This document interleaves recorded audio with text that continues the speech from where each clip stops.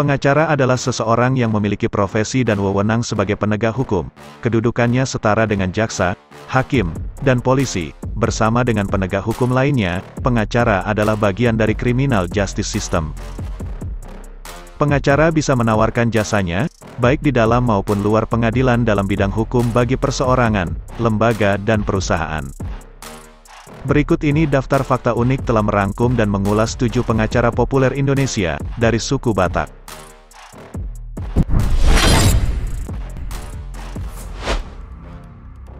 Siapa tak kenal pengacara yang satu ini? Bang Hotman Paris sangat terkenal dengan gayanya yang flamboyan, tidak segan-segan memamerkan kekayaan dan kehidupan pribadinya melalui Instagram pribadinya @hotmanparisofficial.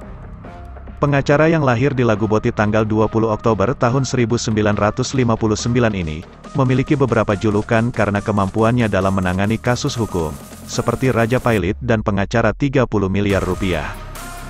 Walaupun kaya dan terkesan seperti tukang pamer, tapi Hotman Paris juga merupakan sosok yang suka menolong sesama. Dia tidak segan-segan menjadi seorang pengacara untuk sebuah kasus yang menjerat orang-orang kelas ekonomi ke bawah yang tidak punya uang, untuk mendapatkan perlindungan hukum. Hotman membuktikan bahwa tugas pengacara yang benar adalah dia yang menjunjung tinggi kebenaran, bukan hanya bayaran saja.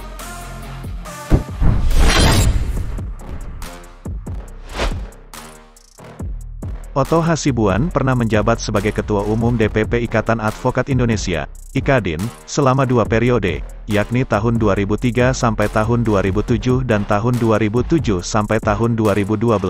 Selain itu, dia juga pernah menjadi Ketua Umum Perhimpunan Advokat Indonesia, PERADI, periode tahun 2005 sampai tahun 2015. Pada Oktober tahun 2014, Otto mendapat gelar Profesor Kehormatan dari Universitas Jayabaya atas jasanya menegakkan hukum dan keadilan selama 32 tahun menjadi advokat.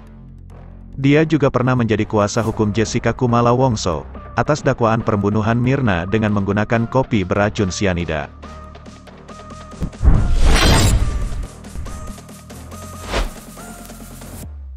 Luhut dikenal sebagai sosok yang pemberani dan rendah hati.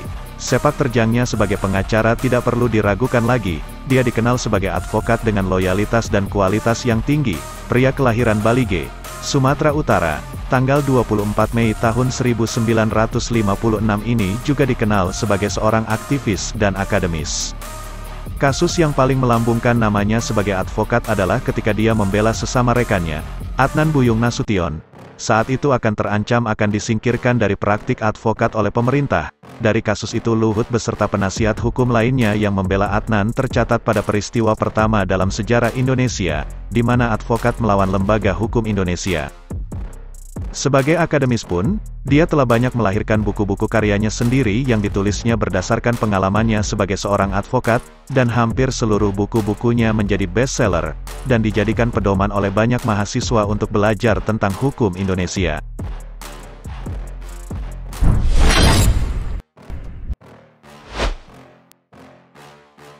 Dia adalah salah satu pengacara di Indonesia yang cukup senior dan sudah mulai berkarir di dunia hukum Indonesia sejak tahun 1987. Girsang menempuh pendidikan formal di Fakultas Hukum S1 Universitas Krisnadwipayana 1986, program studi Magister S2 Ilmu Hukum Universitas Padjadjaran 2004, dan program studi Doktor S3 Universitas Padjadjaran 2010. Selama berkarir menjadi salah satu pengacara top di Indonesia, Junifer sering terlibat berbagai kasus hukum kelas berat, seperti menjadi salah satu kuasa hukum Firman Wijaya dalam menghadapi gugatan Presiden ke-6 Susilo Bambang Yudhoyono, kasus korupsi Mall Grand Indonesia dan masih banyak lagi. Junifer Girsang pun aktif mengikuti berbagai kegiatan komoditas para advokat Indonesia dan sangat berjiwa nasionalis. Beliau pernah membentuk tim pembela Pancasila dengan para petinggi kepolisian dan dengan para anggota Perhimpunan Advokat Indonesia, yang saat itu bertugas melindungi Pancasila sebagai ideologi negara oleh beberapa pihak yang ingin menggantinya.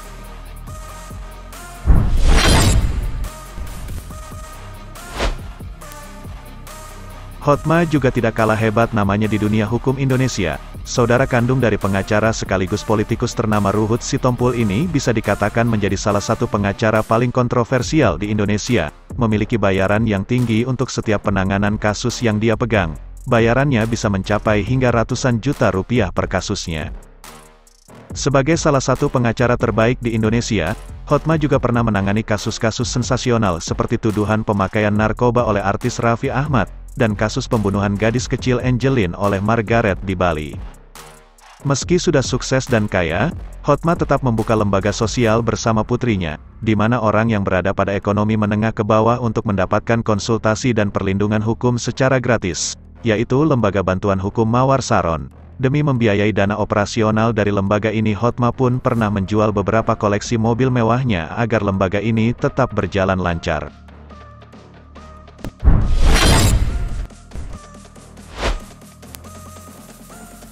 Profesor Dr. Todung Mulya Lubis adalah seorang ahli hukum dan guru besar hukum pidana di Universitas Sumatera Utara serta aktivis pembela hak-hak asasi Indonesia. Dalam karir politiknya telah banyak menangani kasus berkaitan dengan HAM seperti penolakan terhadap pembangunan Taman Mini Indonesia Indah, yang lebih diprioritaskan daripada kesejahteraan para guru pada tahun 1975 dan kasus pelanggaran HAM di Timor Timur pada tahun 1999. Pengacara senior ini juga tercatat sebagai salah satu deklarator pembentukan Divisi Perlindungan HAM di LBH, Lembaga Bantuan Hukum, yang bertugas untuk melindungi hak-hak asasi masyarakat Indonesia. Sampai saat ini sosok Todung tidak hanya sebagai pengacara kelas atas, tapi juga aktivis pembela HAM yang paling berpengaruh di Indonesia.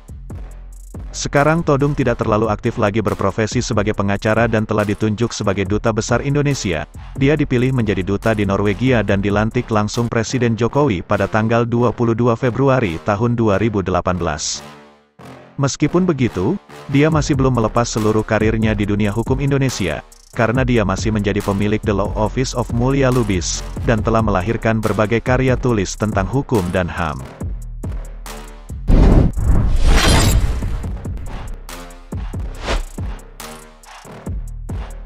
Ruhut Sitompul dikenal masyarakat luas sebagai seorang politikus, advokat, dan pemain sinetron yang nyentrik. Seringkali tanggapan dan tindakannya di ranah politik menuai kontroversi dan kritik dari berbagai pihak.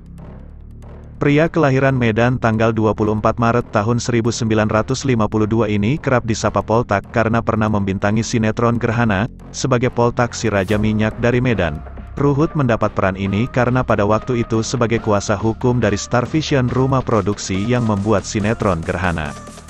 Ruhut Sitompul sendiri sudah berpolitik sejak tahun 1983 bersama Partai Golkar.